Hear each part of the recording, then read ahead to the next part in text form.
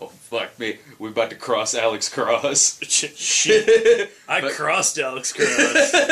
I show up over to his place and go to the movies. They bam! I'm about to fucking cross Alex Cross. Was that Letty was like, I was wondering what you were doing in there. Yeah, I was like, oh man, I need to get out of my work clothes. Go in the bedroom for like 20 minutes to change clothes. Now for every movie where the title is the main character's name, like I Reacher, Jack Reacher. That sounds exceptionally gay. So I guess just to prepare you, this is gonna be a Tyler Perry bitch fest. Tyler Perry is a bitch fest. Whatever movie Matthew Fox was in was awesome. Yeah, no, I want more of that. Oh my god, that's worth at some point checking out this movie. Maybe not theatrically, but okay, if you catch it for like $5, and you're just kind of watching just the Matthew Fox scene. Whatever fucking movie he's in this movie is great. Oh my god, that's a great fucking villain, a fantastic villain. What he did to his body in this, the shape he got into, all that weight that he lost, it's crazy. The eyes, just cut his shit and like just crazy, like just the voice, the intimidation. Face. Jesus Christ, this is a good fucking villain. This is like fucking Tooth Fairy from Manhunter good, style villain. Like, fuck me. And it's wasted in this fucking film. Yeah, that infuriates me so much. That good of a performance by a very talented actor who gives it his fucking all in this film. And it's wasted. Yeah, it's I really, like, the biggest hope I have for this is that, I mean, this movie is tanking right now. I mean, we saw it, like, well, I'm assuming at least as far as critically. Oh, critically, yeah, what, it's a 12 on Rotten Tomatoes? If it's even still that. Yeah. But, I mean, we saw it in, like, the smallest theater I've ever been in. Like the loudest rickety old projector ever. This is the theater we saw it in is like, okay, we went to like there were like 8 screens at this theater, and there's like one room in there that's always like the one that like the movies go to when they've been out for a few weeks. So it's you counted the seats, it was like 100 or something. Yeah, it's right about 100 yeah, seats. so like, it's small. Fucking tiny. It's small, and this is opening night. We get there 5 minutes before it starts, and we were the only ones there. Eventually, like, some people showed up, but, like, I mean, like, maybe 10. It's hard to predict that, though, in Springfield, because I've seen movies on opening day where the audience was relatively big, and the movie didn't do well. And then, on the other side, I've seen movies where, like, there was only a few of us there, and it did well, and then I'm twisting my words, and then I've seen ones where the theater was packed and it did poorly. Well, yeah, because like opening night when we went to 2012, it was like us and like 3 other fucking people. Yeah, that did fairly well. There was a lot of people there when we saw Dredd. Yeah, Dredd had a pretty good turnout. There was it wasn't a packed house, but I mean, it wasn't one of the big auditorium ones. So there was still a fair, like, it was probably about half full. Even when we saw The Apparition, which, like, didn't even make it into the top 10 at the box office. Which is still hilarious. Yeah, it is funny. That is really funny. But that wasn't dead. Like, that theater, it's so hard to predict that in Springfield. Yeah. But I don't know if this fucking movie will do any business. Yeah. I have no fucking idea. I guess maybe Tyler Perry fans will, but it's certainly not catered to that fucking audience. I mean, even if you are a Tyler Perry fan, I mean, there's none of his usual stuff to this. There's Nana Mama. Oh yeah. Well, whatever. Yeah, Medea is kind of in the movie. Except she's actually played by an old woman. Yeah, she's played by Cicely Tyson. So yeah, you have this sassy grandmother who is in it for a few scenes, and they actually call her Nana Mama. So there's that. But I mean, for the most part, I mean, it's a very un-Tyler Perry thing, which I get. He tried out for this role so that he could branch out, try something different.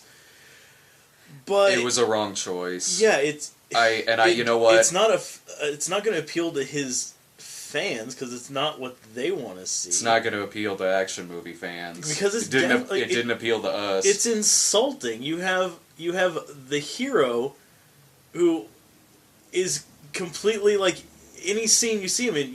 You think that he's completely incapable of actually performing this task. Like any scene where he has a gun and he's running, you don't believe it at all. In any way, shape, or form, you don't believe it. He's sweating balls off. He looks like he's going to have a heart attack. Well, yeah, the opening scene of the movie is him running down this criminal, whatever, taking just like he's running, taking shots at back at Tyler Perry, and you can just hear him about to fucking die. Like he's like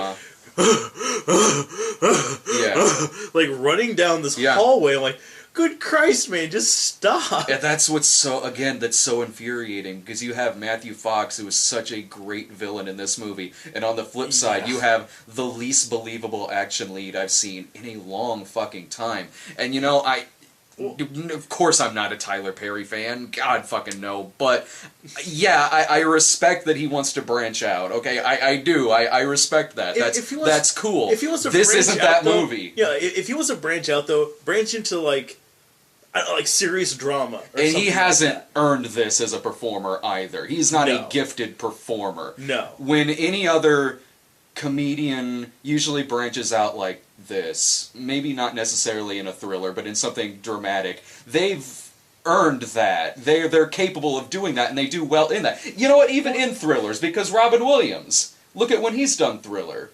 He's good. He's really good in those roles. But if you think about it too, like a lot of like comedians that have gone into action stuff, they typically it's usually like a buddy type system. Like not always, but like it's like Bulletproof or shit. What all am I trying to think of here? Comedians in like an action type role. Well, Cop Out. You had Tracy Morgan paired up with Bruce Willis. At least he's with someone who's capable. But it seems like they're usually with someone who's capable. And even when they're not, they're still pulling it off. Look at Axel Foley. Well, yeah. Eddie Murphy pulls that off. He doesn't look like Tyler Perry in this fucking movie. But even with that, that was more of an actiony role, but it was meant to be a comedy. Like, that was Beverly comedy. Hills Cop was supposed to be a gritty, dark, fucking serial killer thriller. Yeah. That wouldn't have worked. Like it would have worked. It would have because he is at least fit. But because there's one scene in the movie. It's in the trailer. You can see it in the trailer, where he's in his basement, like sawing off the barrel of a shotgun. Follow him to the gates of hell. He's wearing a tank top, and you can see I mean, I'm not in I'm not in like crazy shape. Yeah. Or really about any shape, but dude looks like a fucking marshmallow. Yeah. There's nothing to him. Like he's standing there like this low cut weird tank top. And it's just nothing. There's nothing to him. He has like mass, but there's you can be a big guy. Yeah. That doesn't mean you're believable in that kind of part. No. He's not, there's nothing he doesn't carry himself. He's not intimidating in any way, shape, or form. He's not at all. We said this on the way out. This is a movie, let's take away from the fact that it's an established character, the Alex Cross. Let's just say that this is not part of some character that's already been in a couple of movies. This is a movie that's about the wrong cop. It should be Edward Burns is his partner in this movie. If this was following Edward Burns, if Edward Burns was doing what Tyler Perry is doing, and let's say Tyler Perry is just doing what Edward Burns did, let's just say the roles were reversed. Like, Edward Burns is the lead, Tyler Perry is his sidekick. I could have bought that. Because Ed Burns, his character was he was kind of like the goofy partner. Like, he was still serious, but he was kind of like yucking it up a little bit. But he's also believable as a cop. But well, yeah. You know? I bought him as actually like a cop. Yeah, well, I've seen him play a cop a few times. He's a good. I like Edward Burns. He's a good actor, and it's bizarre. You're watching a movie about the wrong fucking character in several sequences, like when Tyler Perry is fighting Matthew Fox at the end of this movie. In the least believable what fight the fuck? ever. We're gonna tackle this. Jesus Christ. Whole thing. But like, say that was Edward Burns fighting Matthew Fox in this. I could believe that a lot more in how many shots the lead character, the hero of the movie, is landing on Matthew Fox. Matthew Fox's character in this movie is established as cage fighting, where he straight up almost kills the guy in the ring. Yeah, and the dude he's fighting isn't even like in his weight class. I mean, Matthew Fox is maybe like maybe weighs like $130, but like solid muscle, like barely that. And he's up against this dude, probably like 250 of solid muscle. Dude looks like Matt Hughes, and he just destroys this man. And then you have Tyler Perry, who just beats him mercilessly. Yeah, we're sitting in the theater, just like no. What's the best part about it is the fight they have. It starts off with Matthew Fox using like a piece of like rebar and breaking Tyler Perry's right arm. So he's fighting left-handed, and he's not a lefty. He's fighting left-handed, like just one-handed, and takes him. Yeah. So he literally beat him with one hand tied behind his back. Yeah. Horse shit. That is fucking laughable. Like, again, if that was Ed Burns, I could go along with that. I could wrap my head around that. But Matthew Fox is just like raining down punches and kicks right into his face, and he just kind of shrugs it off, and then like elbows him in like the back. And then Matthew Fox is like staggering and like moving like he's punch drunk and everything. Like, what the fuck just happened? He lands a kick to the nuts at one point on Matthew Fox. All right, here's a character who earlier on in the movie takes a bullet in the arm, and one, it's kind of like Dread, and where that like just like pisses him off, you know, like, oh, fucking damn it, you know. But then he gets away. He gets in his car, drives like 45 minutes outside the city. Yeah, it's in Detroit. It's like, this happens in like the middle of like downtown. No, he drives like his houseboat out on the fucking on the fucking lake, and then like goes inside, like bitching and like yelling and like punching walls. He works out. And then, like, works out for like, I don't know, probably like an hour. Before he fixes his bullet wound, he works out first. Gushing blood. I was seriously sort of expecting, like, he'd be all the way up there, and the bullet squeezes out of his arm. How awesome would that have been? Like, he wasn't even favoring that shoulder. He's just still, like doing it, and then finally it's like, let's go. He's like, oh, right. But he can't. And he just cauterizes the wound. Yeah, but he can't take a fucking punch from Tyler fucking Perry. Oh, dude's a machine. Yeah, you don't cross Alex Cross. He'll kick you in the nuts. Yeah. Shit.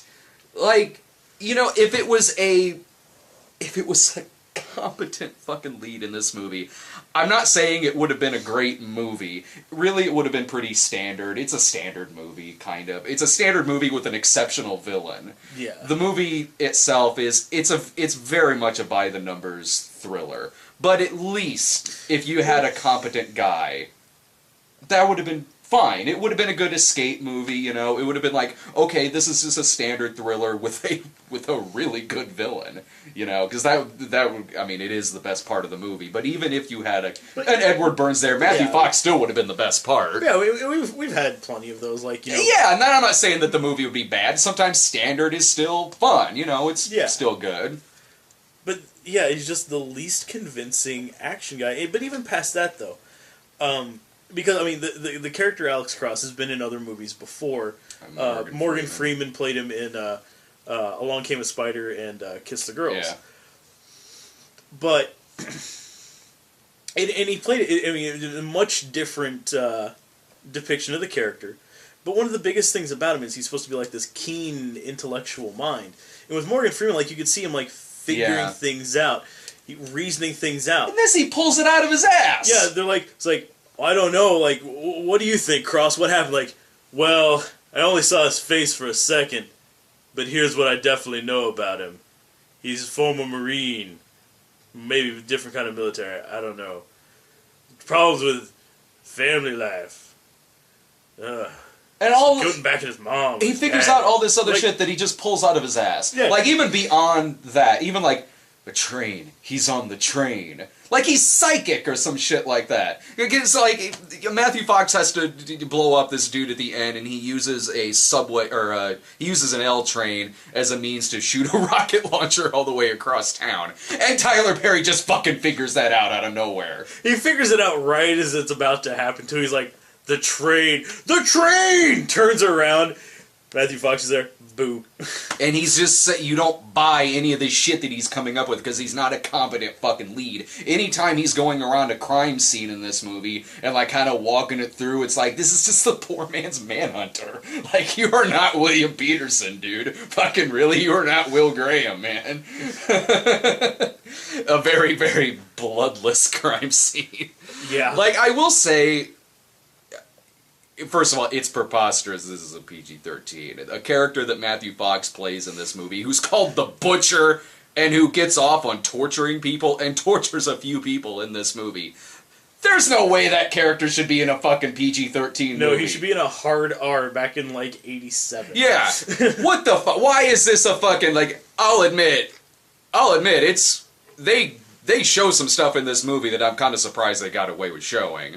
But, it's kind of funny, this is a PG-13 and Paranormal Activity 4 is an R, because they say fuck like 5 times.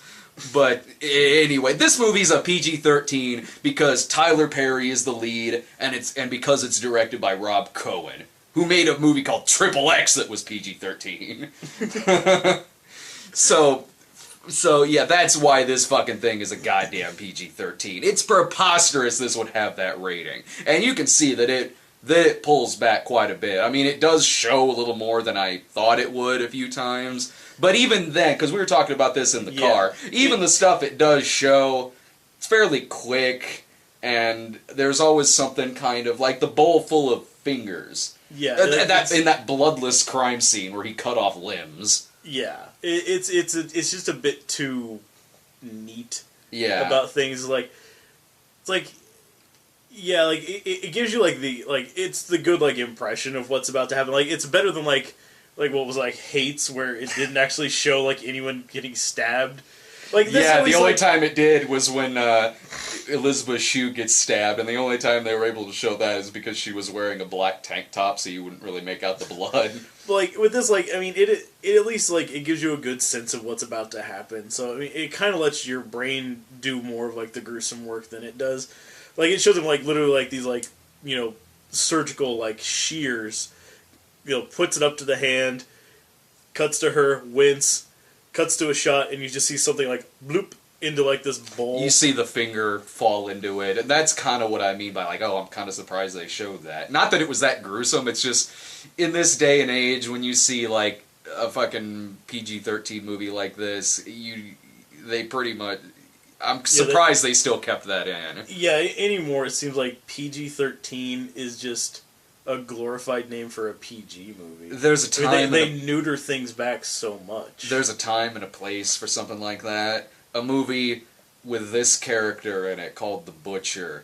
A cop movie about a fucking serial killer whose gimmick is that he gets off on torturing people. No, I'm sorry.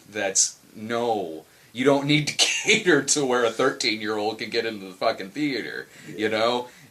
No, I'm sorry. This type of movie has been and always should be an R. Otherwise, you look like a fucking pussy.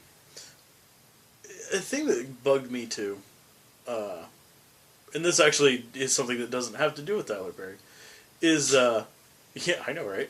I think that the scriptwriter thought he was being clever, probably using something that was in the book, and probably much more well explained in the book, is when, after, like, the first set of murders that Matthew Fox pulls off, Johnny C, who's the police chief, who in every scene is wearing a different uniform. Yeah, he was kind of wasted in this. Really, he's just kind of in it. He's just in it. He spouts off generic police captain dialogue, and that's it. He's Dr. Cox as a cop. But he doesn't have. But Dr. Cox, well, not because Dr. Cox is at least he's funny. He's really entertaining, and like this, I mean, he's kind of a hard ass, but the lines he actually has in the movie, there's nothing unique about him. Yeah, no, it's just throwaway shit. Yeah. But, like, he calls Tyler Perry in, like, the middle of the night to let him know about the murders, and, again, it's in the trailer, too. He's like, oh, we got a 4 Roses, and you should brace yourself. There was a woman, and she was tortured. Like, the way he sets it up is, like, it feels like that should have been something more impactful, but I don't know why. And plus the fact that he was using the term, we have a 4 Roses, and then Tyler Perry calls his partner and says, hey, you need to get ready, I'm gonna be by to pick you up, we got a 4 Roses. And then they get there and they keep talking about this, using this term that no one knows. I missed it, yeah. Yeah, they kept saying that, like, I feel like that was like I don't know, I know he's like a killer, maybe it's like a serial killer thing. Mm-hmm.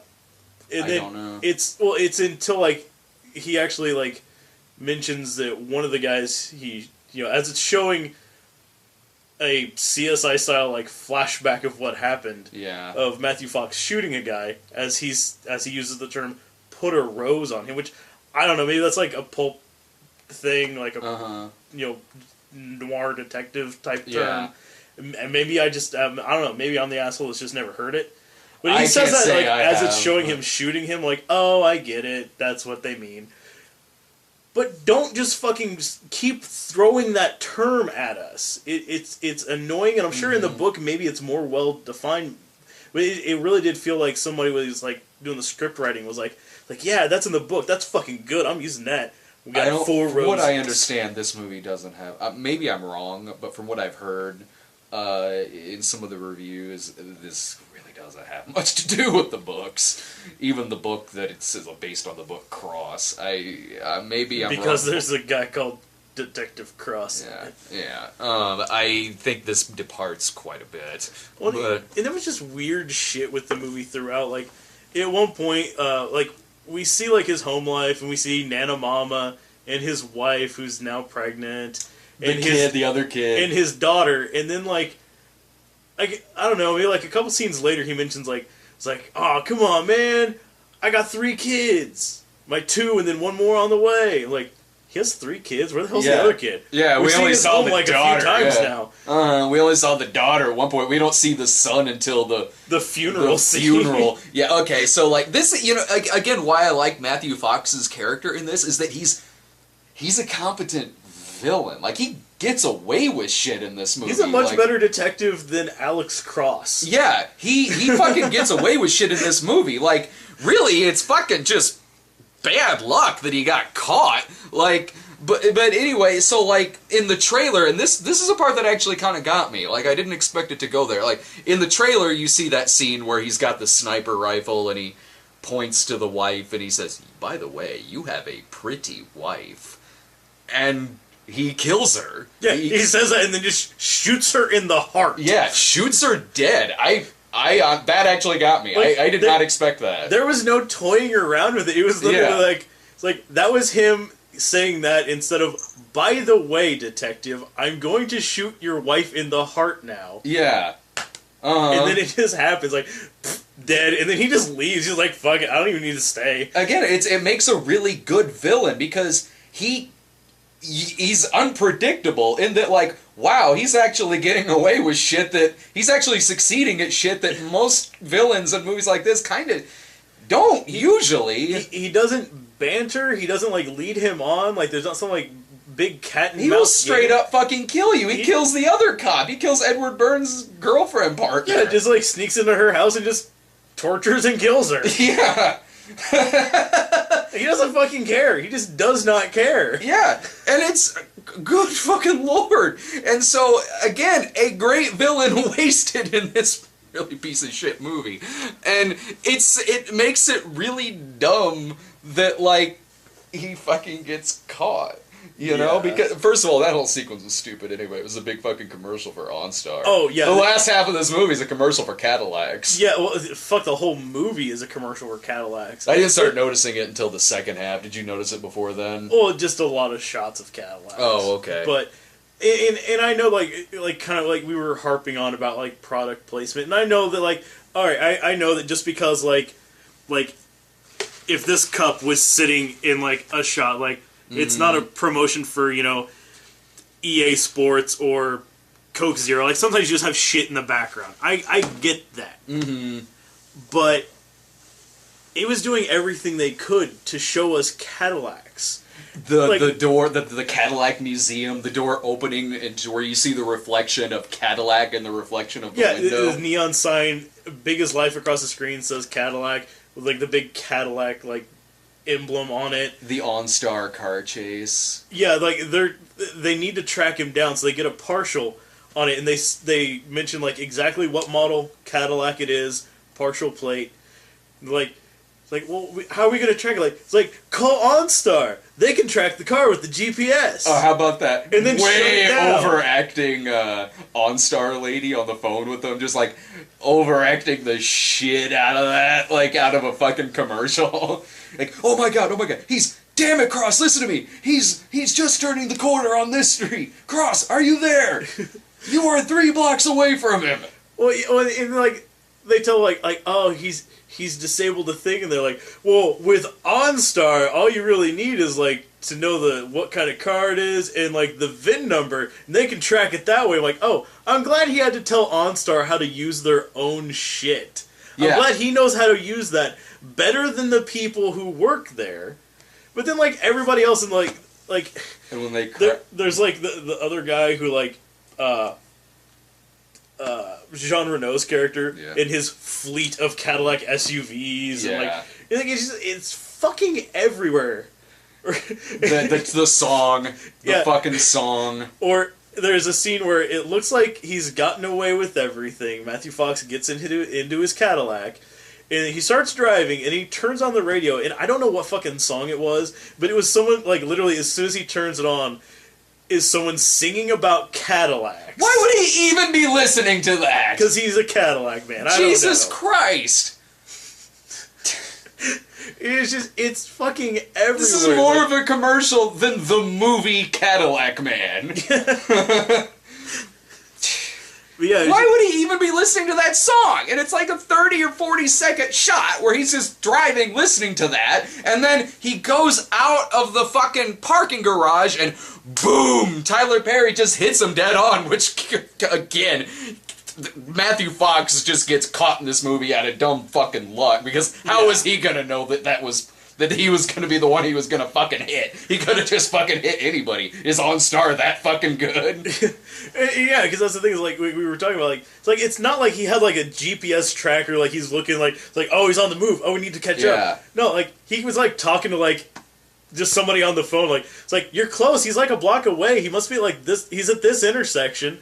Like, okay, and then starts driving there, and then hits him as he comes out of a blind exit ramp. Yeah.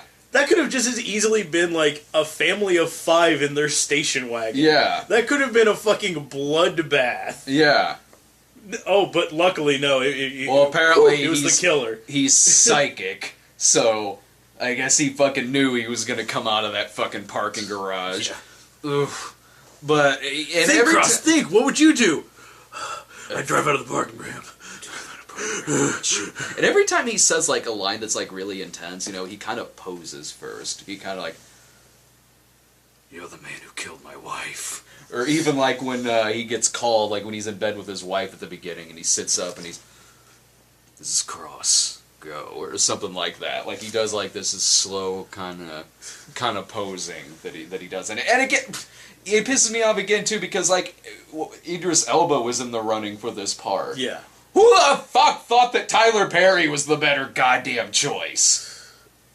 Somebody, I swear to God, somebody pulled some strings or something. Uh-huh. 'Cause, like, Idris Elba, I would have fucking bought in a second. Yeah, Jesus Christ. Dude is in shape. Dude is fucking intimidating. Uh-huh. I mean, just everything about him. He's got that hard look. He's got, like, he does have like a tough guy voice. Mm-hmm. He's a badass. And Tyler Perry's voice can be deep, but one, he's not that good of an actor, and two, he's got too much of just a doughy, nice guy face to him. He's got a giant head. He has a giant, round-ass head. There are... And again, like we were saying earlier, if like Ed Burns was the lead, and Tyler Perry was just the partner, that I could have been okay with, because there are a couple of moments where Tyler Perry's fine, where the moments in it that don't look like they're an action thriller, where he's just like with his daughter, or even like when he's having dinner with his wife. Which is why I say, like, if he wants to branch out, just do like a fucking drama or something. Yeah, he's not bad in those scenes. Those scenes he was fine. He wasn't. He didn't look out of place. He didn't look out of place. Again, like, I mean, I'm talking about scenes that aren't action thriller scenes. I'm talking about scenes that could be in like a drama or something like that.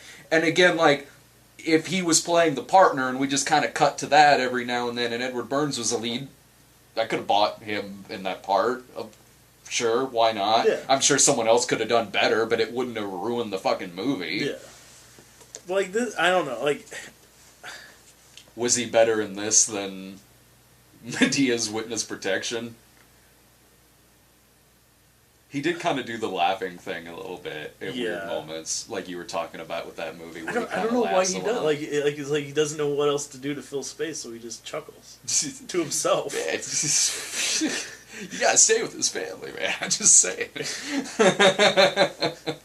But I mean, shit. They could have said that was Alex Cross in that movie too. It was the same fucking character. Mm-hmm. Ain't it the same way?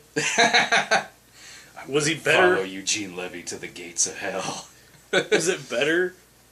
Honestly, I can't say yes or no. I mean, he played it exactly the fucking same, except this time he got to hold a shotgun for 5 seconds. Until he shot it once and then realized, like, oh shit, shotguns do shit. And then throws it down.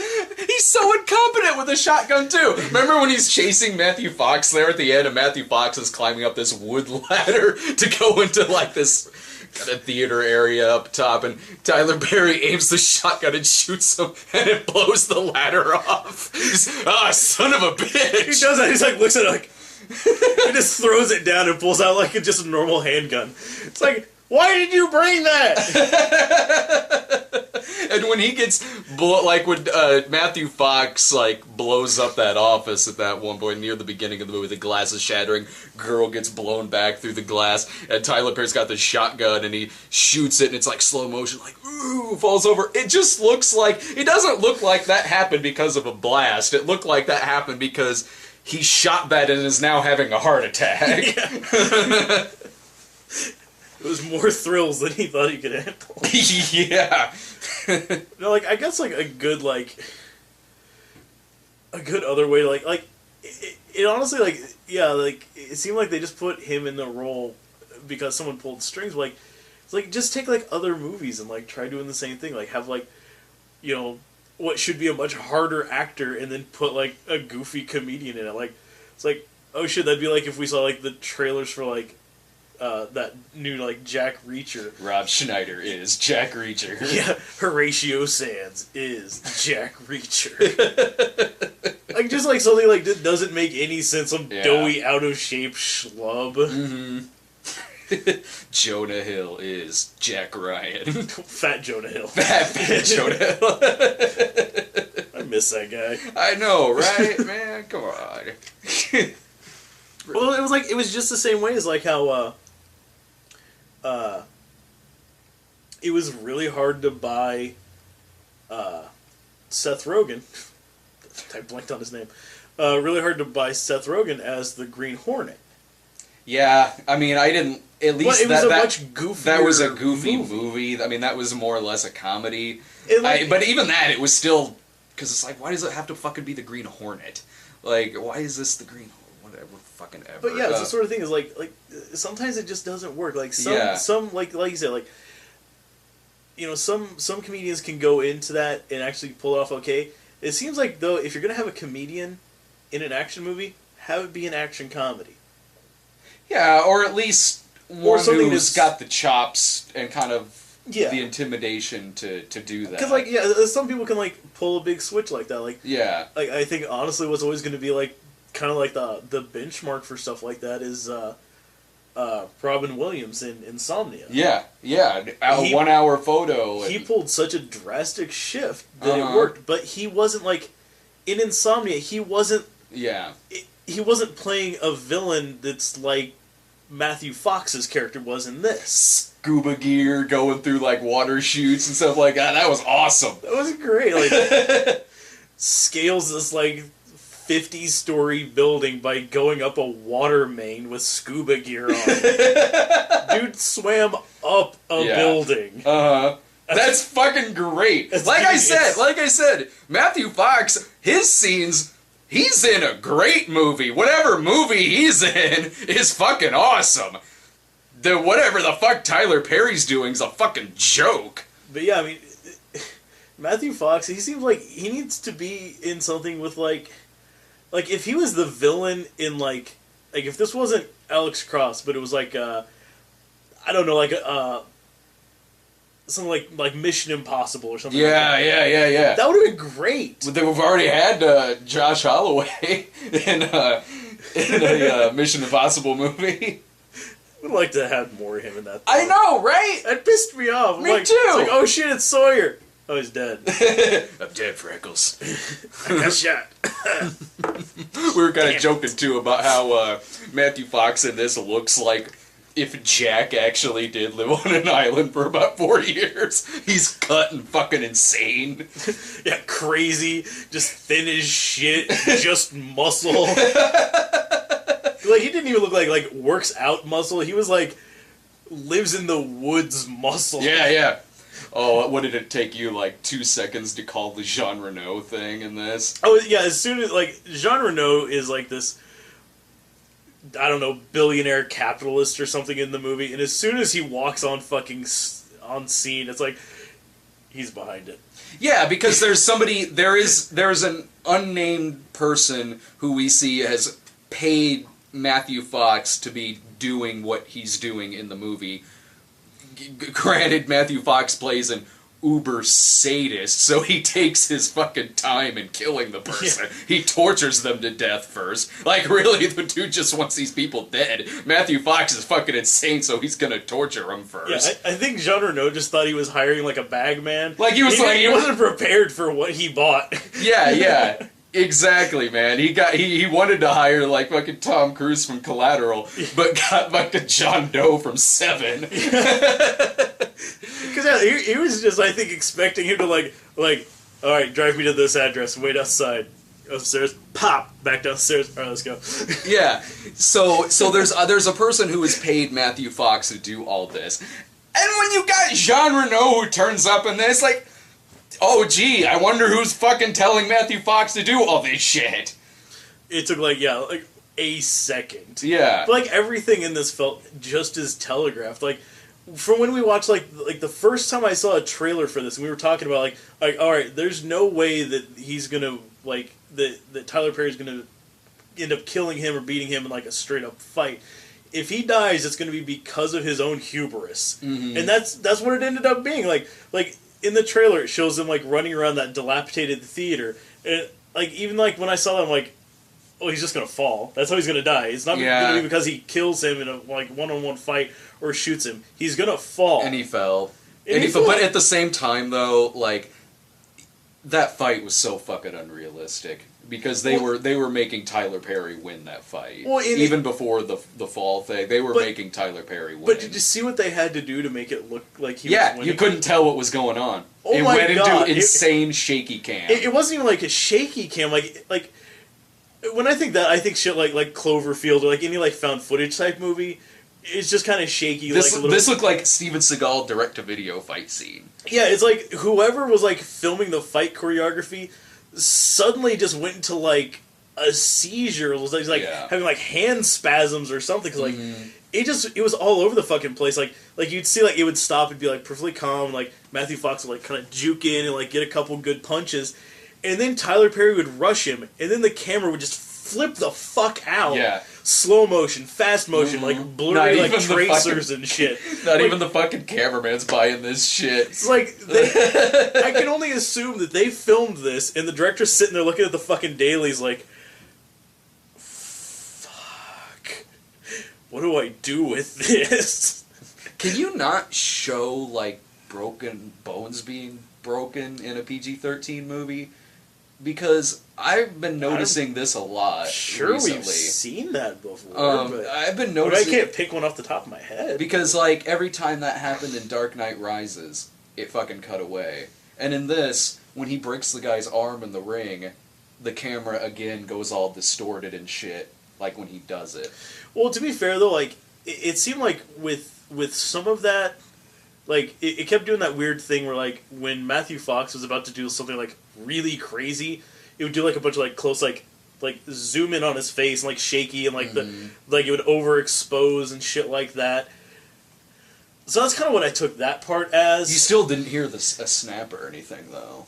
Yeah, I mean it was evident what happened, but yeah, but yeah, it didn't really show. I mean, I don't know, like maybe since they were pushing some of the other stuff, maybe that was maybe like an editing decision where it was like, if you have this, you can't have this, or if you have this, it has to be an R or something like that. Like maybe there wasn't like a good middle ground.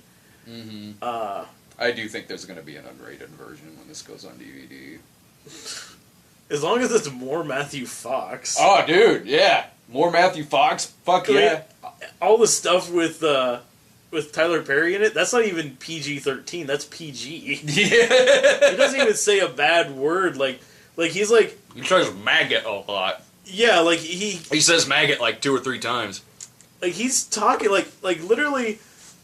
Matthew Fox goes to Tyler Perry's wife's funeral, and then later when he's like at home, like having like they're like doing like the wake at his house, dude just calls him on his home phone and is like, it's like, hey, buddy. You looked sad at the funeral. Someone needs to send me a still shot. By the way, there's a part in the movie where oh yeah. And he, Matthew Fox is an artist. Yeah. Oh, that was another thing Tyler Perry pulled off his ass, where he knew that the little artwork that Matthew Fox had was like Mad Magazine, that you could fold it together and it would give you a clue. But anyway, so he's kind of an artist with like chalk drawings and stuff like that. And there's one part where it's at the funeral. He's like peeking over the edge of his window and then like going back to sketching. And he's drawing Tyler Perry's face. Yeah. Just this is really fucking weird expression. Yeah. When was he making that expression at this funeral? Like I think like I don't know, like I'm assuming that he maybe started drawing that one like the day before when he was like peeking in his window while he was taking like a massive shit. But couldn't figure out the hairline, so that's why he went to the funeral, so he could just put like the touch-ups on it. You have a very great hairline. It's stunning. The funeral was fantastic.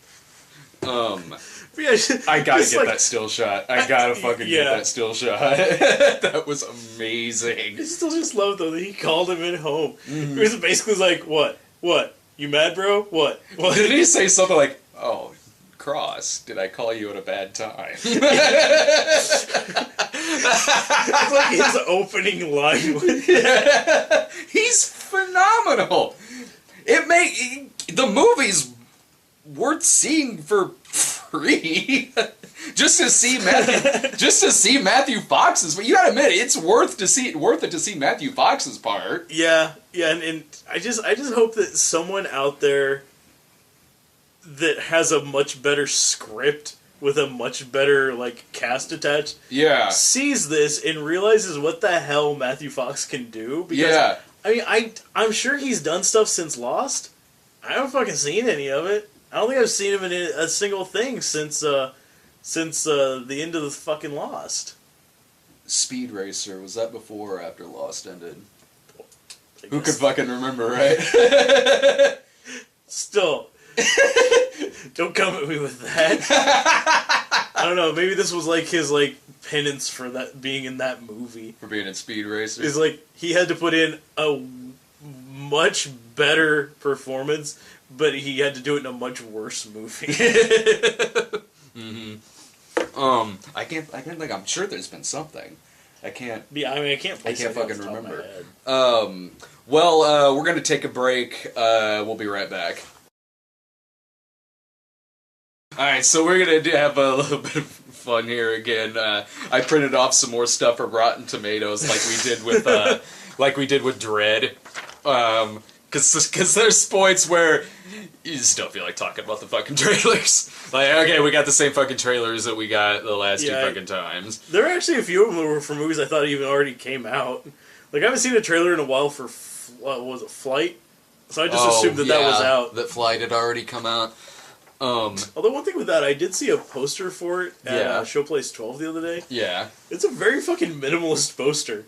Is it the one with just the plane? Well, it's just like it's a gigantic theater poster. It's all completely blue. Yeah. In the middle it says Flight, and then at the very top, like an inch from like the top border, is like a jet like contrail, and then at the very corner, like you can see like the plane. I'm like,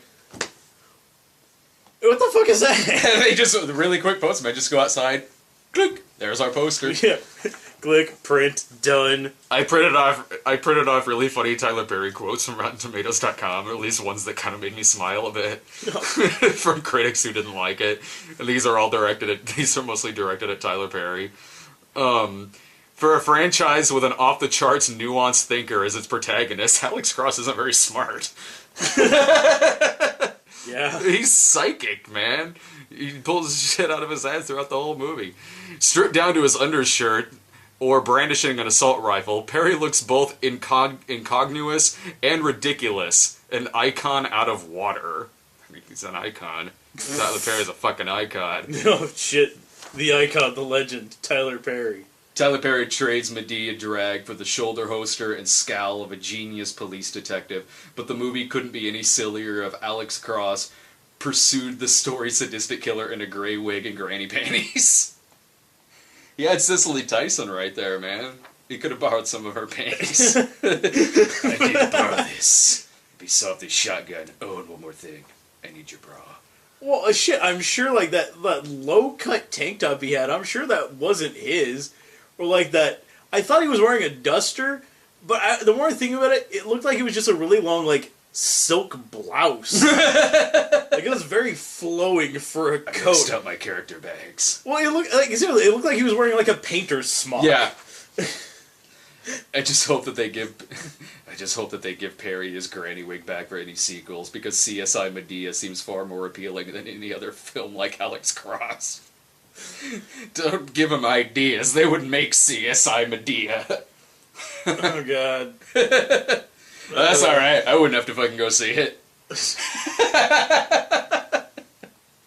No, not you. I'll send Dave. I'll just say Dave. When you make Tyler Perry run and point a gun, you remember why no one's ever used him as an action figure before. Seriously, it looks silly. It looks fucking silly. It's like one step up from Mitchell. Yeah, honestly. Yeah. The 6'5" Perry's most believable moment is when his character has to reach something from a high shelf. That's actually in the movie. His grandma's too short, so he has to get her something from the high shelf. Guy's right, that was believable. He is believable as a 6'5" dude. Yeah, it's being someone who's tall. Yes, he was very believable. I totally thought he was taller. I disagree with this. Tyler Perry should not give up his day job. No, he should give that up too. This one might be my favorite. If I hadn't had to stay awake, I would have slept through the whole thing at home. If I didn't have to watch this movie, I wouldn't have watched this movie. I would have gone right to fucking bed at 7 o'clock in the evening. It's like, oh man, I have an option of other things I can do. Ah, sweet. That one might be my favorite. Picture Alan Alda in the role of Dirty Harry, and you have a good idea why Tyler Perry playing a hard-edged cop and Alex Cross doesn't work.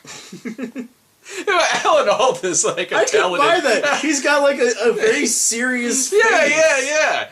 I could picture Alan Alda like maybe not as like a hard-edged cop, but in like maybe a vigilante movie or something like that.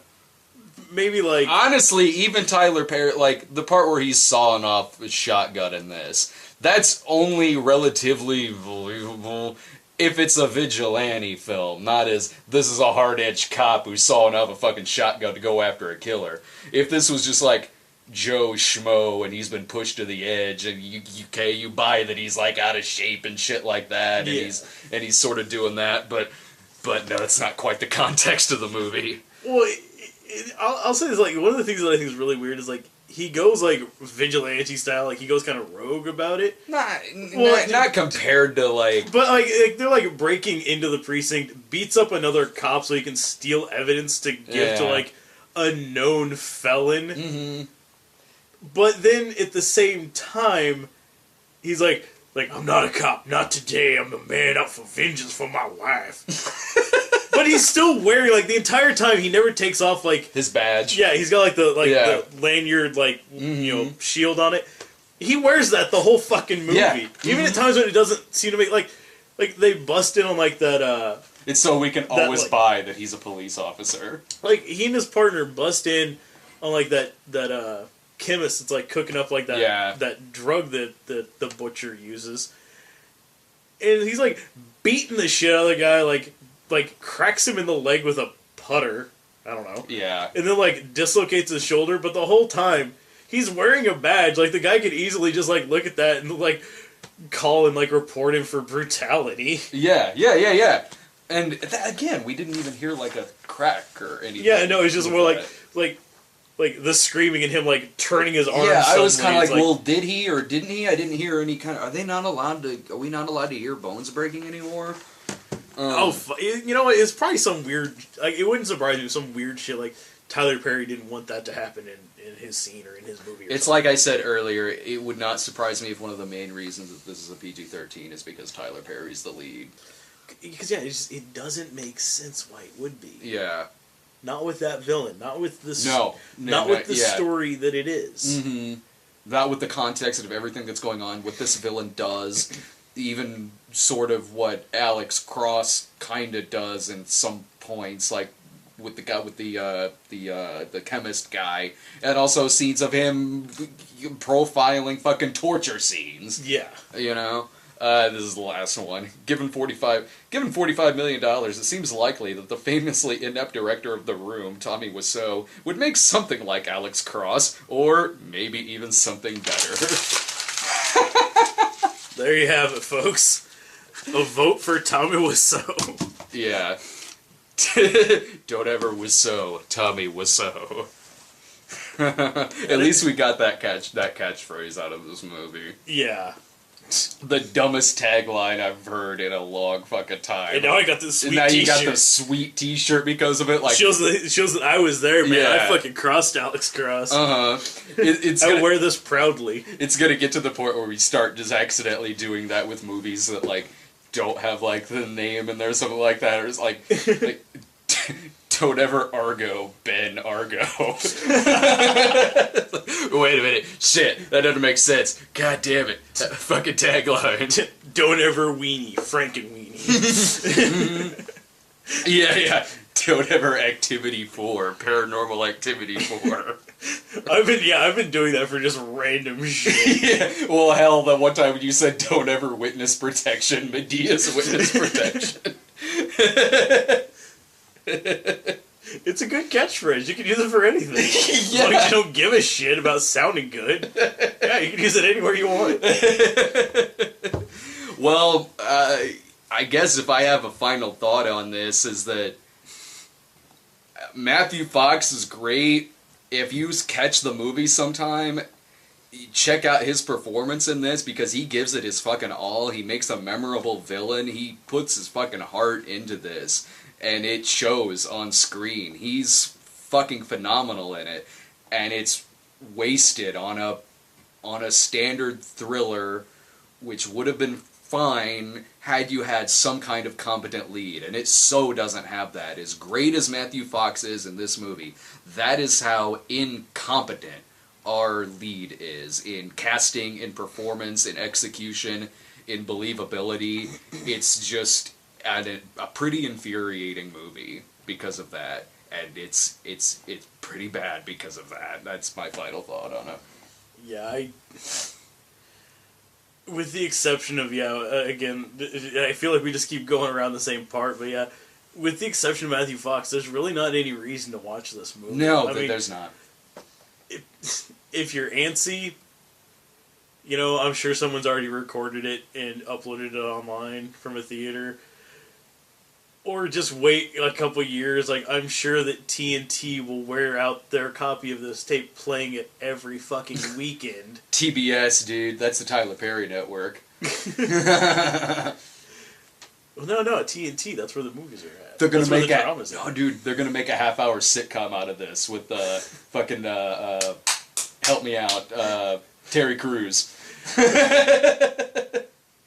Honestly, I would have rather seen Terry Crews. Dude, right? Fucking Crews in it? Fucking Terry Crews playing Alex Cross? I fucking dig that. So yeah, I guess I would watch the half-hour sitcom with Terry Crews. He's on that other piece of shit TBS sitcom. I mean, he would have been believable for the action scenes. I don't know if I'd ever buy that he's like a criminology master.